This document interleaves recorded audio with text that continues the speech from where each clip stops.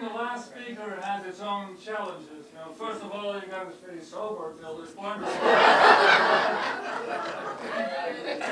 I was thinking, how can I outdo these wonderful speakers before me? I thought maybe some pictures of Kim Kardashian, but then so let's cut to the chase. I'm Johan Varekamp. I teach at Wesleyan University. I'm a geochemist, mainly working on volcanoes, but also on Long Island Sound, on mercury pollution in southern New England, and just some beautiful pictures of Wesleyan. How did I get interested? As many of you can hear from my accent, I'm originally from Holland. Why would a kid from the lowlands of Holland be interested in volcanoes? It's made out of mud and water, and hippies, and whatever.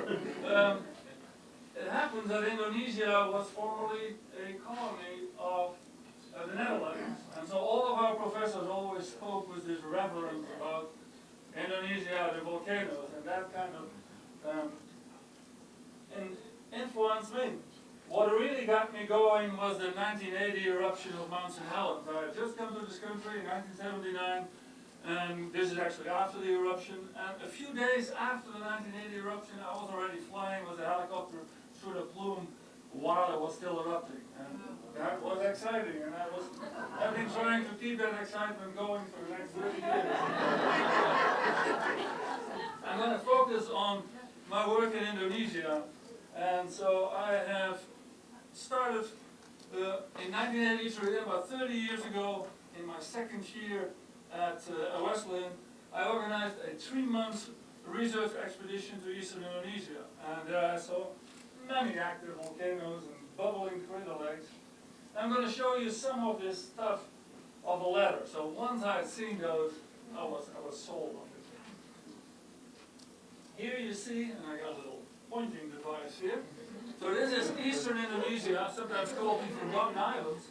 However, this is the old Spice Island part of Indonesia, which in the 1600s was the center of the world.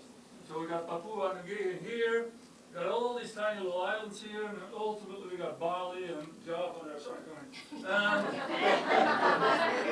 This was the ship that we lived on for 3 months, and this was our track here from Ambon on this red line like this. And so this was the first 6 weeks, and we're getting about here, you see this strange wobble. And so the captain comes to me and says, Mr. Varekamp, we got a problem. And I said, so what's the problem? He said, we will be running out of fresh water, out of drinking water in 2 days, and the crew needs women. We got a problem. And so we made a stop of 3 days here in Costa, capital of Western Timor, mainly to get new drinking water. And then we went on, and there was another 6 weeks to Bali and Java. This is a part of the world where visits of Westerns are extremely rare. And so some of them actually go back hundreds of years that they saw Western people. And one of the islands we went was the island of Wetar, and still the locals are renowned for their headhunting prowess. We didn't want to test that, so we always had some Marines with us to help us out in case of need. I went back to Indonesia in '89, and I stumbled on those 3 amazing lakes. One is turquoise, one is kind of reddish brownish here, and one is black. And so this is the islands, and this is where they are. It's in the middle of nowhere. I thought I'd done quite some natural history discovery here. 3 lakes, 3 colors, and I'll say some more about it in a minute, but this goes back to like Columbus discovered America. Well, there were already people living here, and I was already here. It turned out here, actually those lakes are printed on the 5,000 rupiah bills. Every Indonesian person knows about it.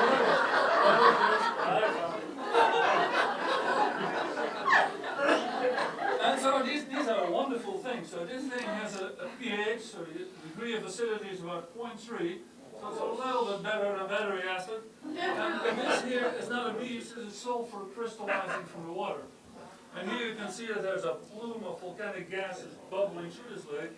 And this lake is deep green under this condition. But when we go there in the wet season, it turns like dark, bloodish red.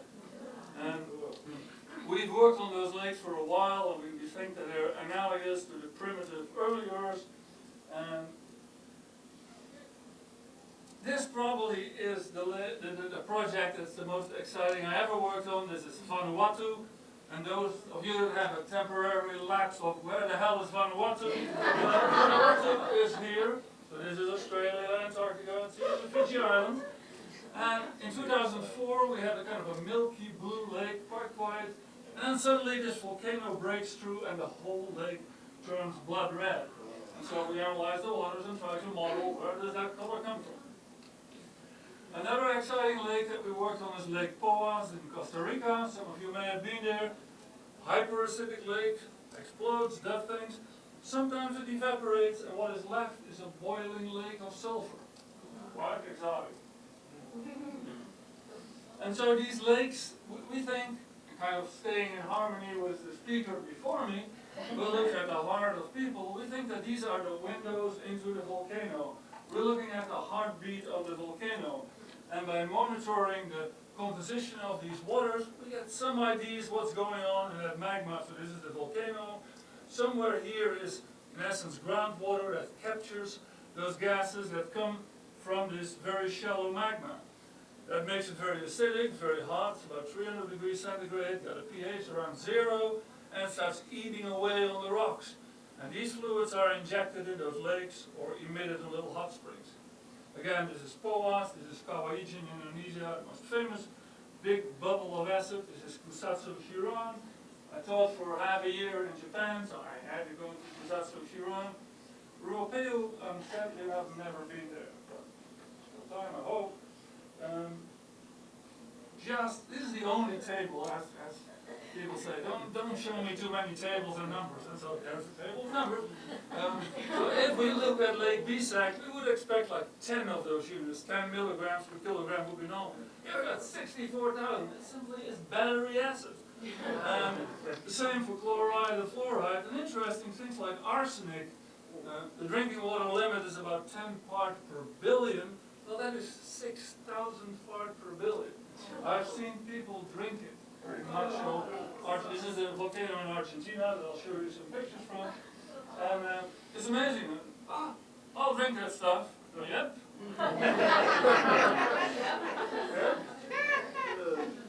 And so after I've been working for almost a decade in Indonesia, I got about every tropical disease known to mankind. You name it, I had it. Ella and I were getting kids at the time, and I thought, maybe we should kind of slow down a little bit. And I moved my activities to the Andes, and I've been working since 1997 in the Andes. It is about 40 degrees south. A bunch of students from Wesleyan and a colleague from the American Museum of Natural History, and this volcano Poas. And we will take you here to this little V-notch, which has a crater lake behind it. That crater lake actually is leaking and feeds a river, and that river feeds this big lake. This is a giant lake, which after many years has gotten a pH of around 2.3. I did swim in it. I never felt so clean, but I won't and we've been monitoring this lake now for since 1997, so we go there once a year. Here are some of my students. It's about a 5-hour climb. This is all rocky. This is snow, this is ice, and these are ashes from the 2000 eruption sitting on the ice, and then again covered by younger snow. For me, as an old man, I could easily walk up here, going up here, that ice, 5 steps up, 3 steps down. So every year I go a little bit slower, but I still make it. And there are more challenges there that I'll show you in the next picture. When you finally make it to this lake, which has boiled itself a hole through the overlying glacier, you see these fumes. Now it looks like steam. Nah, this is pure HCl gas that evades from the water. And so these sinuses never felt so good.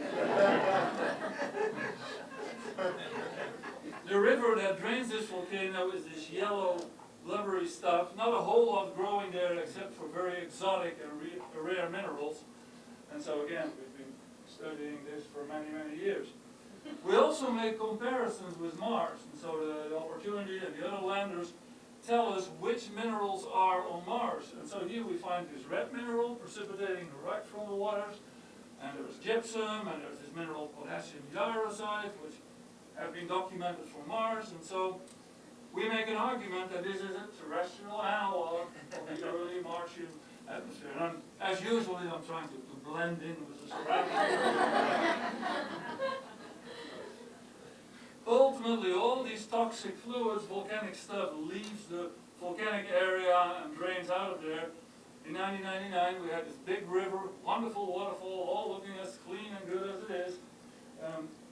We get back there in 2006, that's all brown crud. And what could that be? And so in this vast Patagonian landscape where you can drive for 4 hours, or you can drive for 10 hours, or you can drive for 2 days without seeing a single person, there's this neon yellow river crinkling itself through the landscape. It's amazing. What mineral could that be? Well, it's not a very respectable looking mineral, it looks like crud.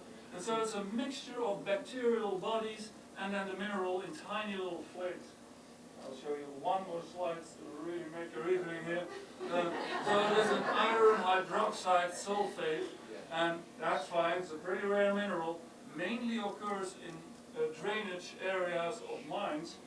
But the interesting thing is, it is like a sponge for arsenic, phosphorus, and vanadium. So the water after that zone of the brown crud is arsenic free, and the zone in front of it is highly toxic, which is good. The bad thing is, with the eruption in 2012, which just occurred, the whole system is re-acidifying, and this mineral is redissolving again, sending these pools of arsenic downstream, which is used for irrigation and all of that stuff. So in 2012, the volcano erupted, a nice little plume, made all the ash dark. This is a satellite photograph of the volcano. Here you see the ash plume, and this white stuff, in essence, is the evaporated crater lake, still hanging out in the sky. And I'm here with my 2 Wesleyan students studying this lake, and still a slightly fuming volcano 3 months after the eruption. And of course, we look at rocks, that's what we do, but we also look at the beasties. Fairly rare to see a South American emu, which is known as a choiki. And I've been there now for almost 20 years, and we've never seen one. And this one, it wanted to have its picture taken. So many volcanoes, so much to do. Sometimes you wonder, what am I going to do? I'm trying to convey this here. This is in the middle of Patagonia. We've driven a day without seeing a soul, maybe 2 choices. And so recently I've set up another, I know I'm out of time, set up another project. This is in Oregon, where we work near Bend, Oregon, on 2 lakes. One, Paulina Lake, one East Lake, one loaded with arsenic, the other one loaded with mercury. And we're trying to unravel the mysteries of these toxic lakes. And so, to some degree, what we do is trying to understand the activity of volcanoes, possibly make predictions about eruptions, to understand the formation of ore deposits, and look at the dispersal of natural pollutants in rivers downstream of volcanoes. Thank you very much.